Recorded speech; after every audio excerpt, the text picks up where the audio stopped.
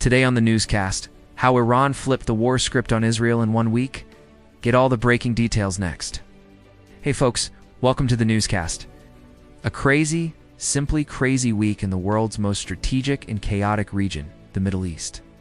Last Friday, October of course, was the 1-year anniversary of the start of Israel's war in Gaza against Hamas. And it looked like Israel was poised to declare victory after a year of fighting and thousands upon thousands of casualties on both sides.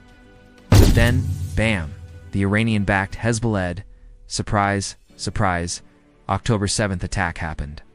And Israel is now on the defensive. They are reeling from this attack, which has left at least 700 Israelis dead, many more wounded, perhaps thousands more. So the situation is still unfolding there.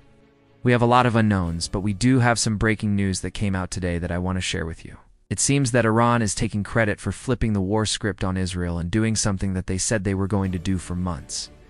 Now, we're not talking about Iran proper, Iranian boots on the ground inside of Israel. What we have, according to a very good source, an Arab source, is that Iran's Islamic Revolutionary Guards Corps is indeed taking credit for this attack. They are saying that their elite Quds force carried out this attack, planned it, and executed it.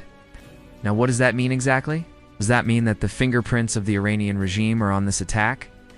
Did they pull the strings from Tehran? Is this all orchestrated by the Iranian regime?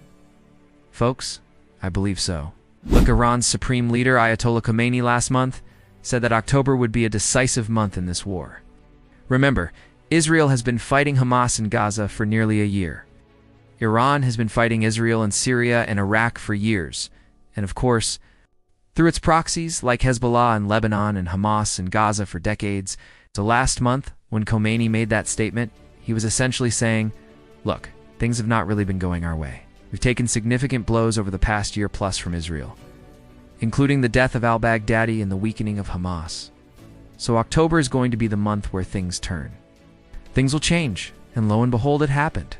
October 7th, this massive, massive attack. Coincidence? I don't think so. I really believe that Iran's fingerprints are on this.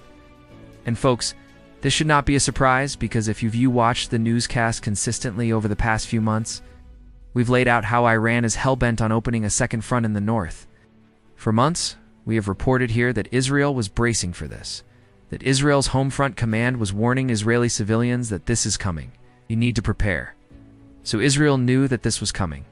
But no one anticipated this kind of massive attack, the likes of which Israel has not seen since perhaps the Yom Kippur War of 1973. What's Iran's goal here? Why did they flip the war script on Israel? Number one, to relieve pressure on their ally, their proxy Hezbollah, which has been weakened significantly over the past year and a half. Again, thousands of Hezbollah fighters have been killed. They've taken huge blows in southern Lebanon and in Syria as well. So Iran, in effect, launched this attack to take some pressure off of Hezbollah. Iran is looking at the war in Gaza and saying we need to open a second front because Israel is focusing so much attention on Gaza, and it's working, right? I mean, Israel is spread thin. There's only so many troops to go around.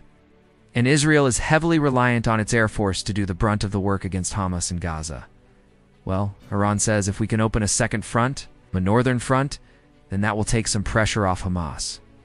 Also, folks, this is part of Iran's scorched earth strategy. They're saying we don't care how many innocent people we have to kill, how many women and children we have to murder in cold blood. That's what happened today in the horrific attack on the Israeli community of Ofayakim. We don't care.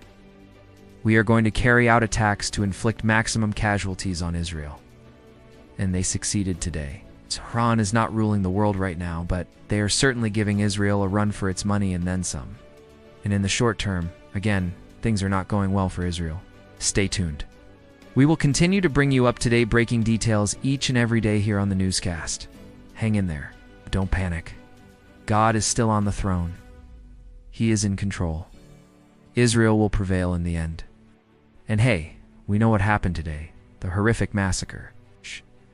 But remember, Israel has the best intelligence service in the world.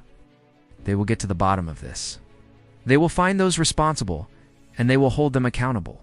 Hey, thanks so much for joining us here today on the Watchman Newscast. Till tomorrow, God bless you, and remember, never hold your peace.